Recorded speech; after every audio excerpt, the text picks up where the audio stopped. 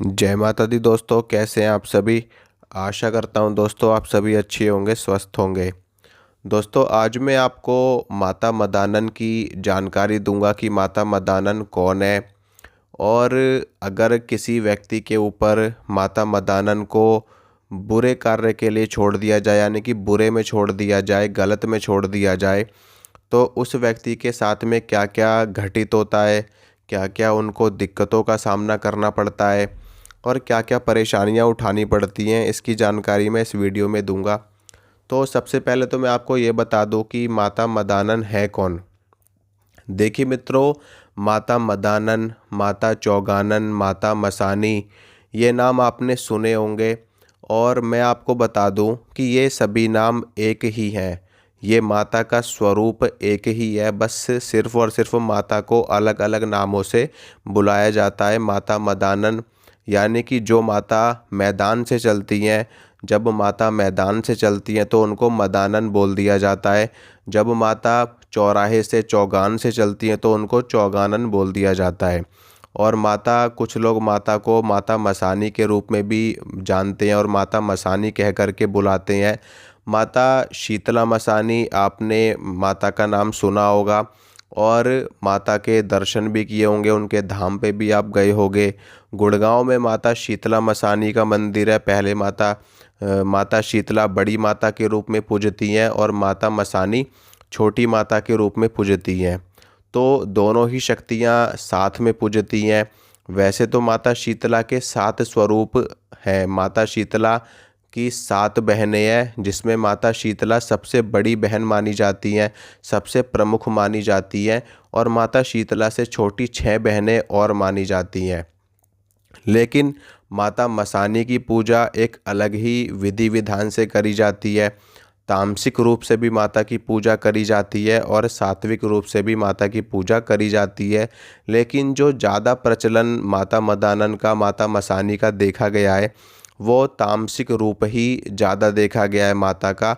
और माता को भोग प्रसाद, बलि और शराब, इन सभी का भोग प्रसाद लगाया जाता है। तो माता का स्वरूप अलग अलग है। और जो माता मदानन है, माता चौगानन है, माता मसानी, तो इसमें सभी मसानियों में सबसे बड़ी मसानी मानी जाती है माता मदानन, माता चौगानन। सबसे बड़ा स्वरूप होता है माता का। बाकी 360 प्रकार की मसानियाँ होती हैं, जो जिसमें आप हाड़ मसानी, गुग्गड़ मसानी और ऐसे अनेकों नाम, ऐसी अनेकों स्वरूप माता के देखने को मिलते हैं। माता की जब कोई भगत, कोई ओझा तांत्रिक सिद्धि प्राप्त कर लेता है तो माता को लोग वचनों में लेकर के उनसे कार्य करवाते हैं, भोग प्रसाद दे करके उनको चलाते हैं। कुछ लोग अच्छे कार्यों में माता को चलाते हैं तो कुछ लोग किसी का बुरा करने के लिए भी माता से कार्य करवाते हैं। तो मैं आपको बताता हूँ कि अगर किसी व्यक्ति पर माता मसानी का प्रकोप हो जाए, या माता मसानी रुष्ट हो जाए, या किसी के ऊपर कोई भगत या कोई ओझा माता मसानी लगा दे, तो उसके साथ में क्या क्या दिक्कतें घटित होती हैं मैं आपको बताता हूँ। देखिए, सबसे पहले तो माता मसानी की चाल अलग अलग स्वरूप के हिसाब से अलग अलग होती है। हर मसानी का अपना अलग लक्षण होता है, अपना अलग स्वरूप होता है और कार्य करने की प्रणाली भी अलग होती है। हर मसानी के जो लक्षण जो लोगों के ऊपर देखे जाते हैं और घरों में देखे जाते हैं, वो भी अलग अलग हो सकते हैं। तो इसमें मैं आपको बताता हूँ जो मुख्यतः लक्षण देखने को मिलते हैं, वो मैं आपको उसकी जानकारी मैं आपको देता हूँ। सबसे पहले तो मैं आपको ये बता दूँ कि मसानी का सबसे ज़्यादा लक्षण, सबसे ज़्यादा प्रकोप जो देखा जाता है वो व्यक्ति के शरीर के ऊपर देखा जाता है। आपके शरीर पे छोटे छोटे दाने निकल सकते हैं, जिन्हें आप बड़ी माता, छोटी माता कह कर के बुलाते हो और जानते हो। तो गाँव के एरिया में अगर आप रहते हो तो वहाँ पर लोग अच्छे से जानते हैं। और माता के लिए जो भी किया जाता है, नीम की टहनी, कच्ची लस्सी और शीतल जल की व्यवस्था किया जाता है। जल उतार करके नीम के पेड़ पे डाला जाता है, इस तरह की। और 7 बतासे, 7 लौंग, 7 इलायची का भोग दिया जाता है। ये सारी चीज़ें की जाती हैं। लेकिन मैं आपको यहाँ पर बता रहा हूँ कि अगर माता को बुरे में छोड़ दिया जाए तो उस घर में क्या क्या हानियाँ होती हैं। देखिए, जिस व्यक्ति के ऊपर मसानी का प्रकोप होता है वो व्यक्ति सबसे पहले तो अपने आप में ही बड़बड़ाता रहता है। हमेशा अकेले में रहने की उसकी इच्छा होती है। वो व्यक्ति ऐसी हरकतें करता है जैसे कोई पागल व्यक्ति हरकतें करता है। गुमसुम सा रहेगा, अकेले में रहेगा, ना किसी से बोलेगा, ना किसी से हंसेगा। मन में आएगा तो हंसने लगेगा, मन में आएगा तो रोने लगेगा। ज़्यादातर पागलों जैसी हरकत करेगा। मन करेगा कहीं भी निकल जाएगा, कहीं भी आ जाएगा। इस तरह की हरकत उस व्यक्ति की होती है। इसके अलावा घर में आपको खून के छींटे दिखाई दे सकते हैं। घर में आपको हमेशा एक अलग ही गंध दिखाई देगी। और वो गंध कैसी होगी मैं आपको बताता हूँ कि इस प्रकार की गंध होगी जैसे कि किसी मुर्दे को जला दिया जाता है। और तब जो जैसे कि किसी इंसान की चमड़ी जलने की जैसे गंध आती है, उस तरह की गंध आपको अपने घर में दिखाई देगी। और घर में आपको जो लक्षण दिखाई देंगे शरीर के अंदर, जैसे कि शरीर आपका बहुत ज़्यादा जलेगा, शरीर आपका बहुत ज़्यादा गर्म आपको महसूस होगा। आपके जीभ पे छाले निकल सकते हैं, आपके शरीर पे छोटे छोटे बड़े बड़े दाने निकल सकते हैं, और आपकी नाक से खून भी बह सकता है। इस तरह की चीज़ें भी लोगों के साथ में देखी गई हैं। इसके अलावा घर में आपके 1 मिनट में लड़ाई झगड़ा शुरू हो जाएगा, 1 मिनट में सब सारा माहौल शांत हो जाएगा। मतलब कि अचानक से होगा, एकदम से, जैसे कि कोई नेगेटिव शक्ति आई है, घर में कलेश करवा के चली गई, एकदम से होगा एकदम से ये सारी चीज़ें होंगी।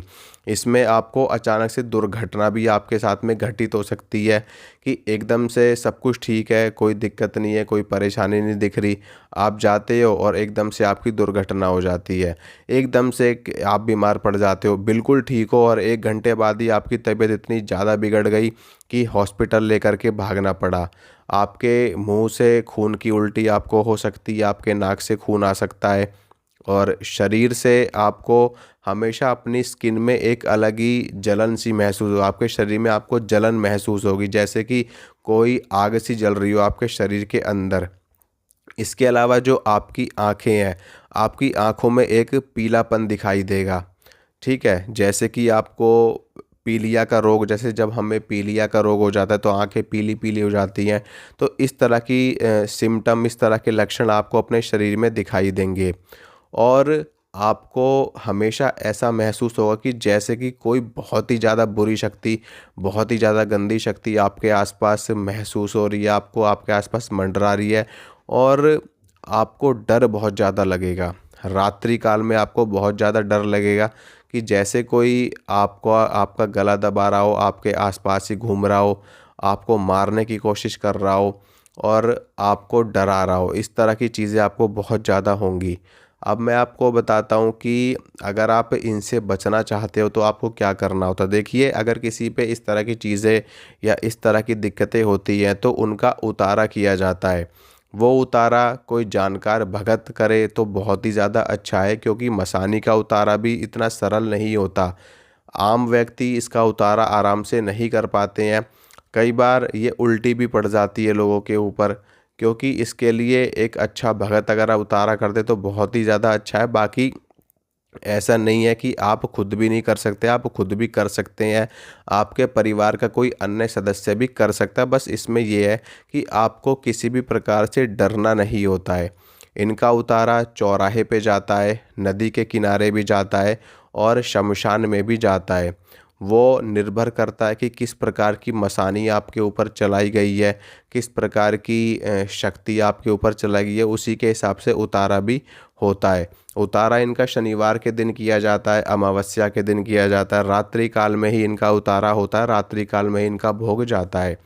विशेष रूप से चौराहे पे भी अगर दे दिया जाए उतारा या इनका भोग, तो आराम से मसानी उतर जाती है, और उसके बाद व्यक्ति 1 महीने में, 1 सवा महीने में पूर्ण रूप से स्वस्थ हो जाता है।